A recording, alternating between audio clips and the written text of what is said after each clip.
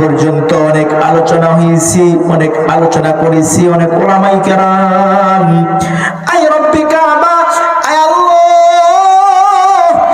মাওলায়ে কারীম, অনেক মা বোনেরা দিন আলোচনা শোনার জন্য অনেকক্ষণ যখন অপেক্ষা করতেছে, অনেকক্ষণ যাবত বসে বসে আলোচনা শুনতেছে। আল্লাহ তুমি আমাদেরকে ঈমান আমল নিয়ে, ঈমান আমল মজবুত করে আয় আল্লাহ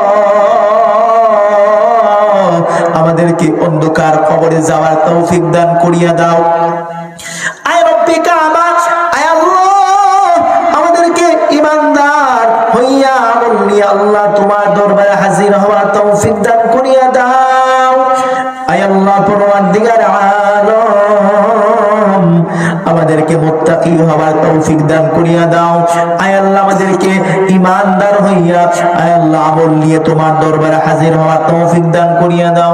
আয় আল্লাহ আমরা যারা হাত বাড়াইছি, অনেকের আব্বা নাই, অনেকের আম্মা নাই, আয় আল্লাহ আমাদের আপনজন যারা অন্ধকার কবরে চলে গেছে, আয় আল্লাহ অন্ধকার কবরের বাসিন্দা হয়ে গেছে, অন্ধকার কবরে চলে গেছি, আয় আল্লাহ তুমি আমাদের আপনজনদের কবরগুলোকে তুমি জান্নাতুল ফেরদাউস নসিব করিয়া দাও।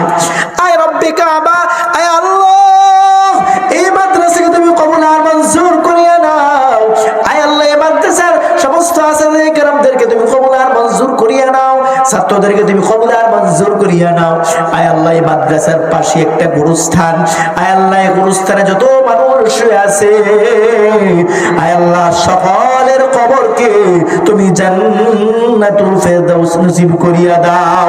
আয় আল্লাহ রব্বুল আলামিন, আয় পরওয়ারদিগার আলম এই এলাকার মধ্যে তো তোমার বিদায় হইয়া অন্ধকার কবরে চলে গেছে, আয় আল্লাহ তুমি তাদের সকলের কবরগুলোকে তুমি জান্নাতের উচ্চ মুকামে পৌঁছায়া দাও।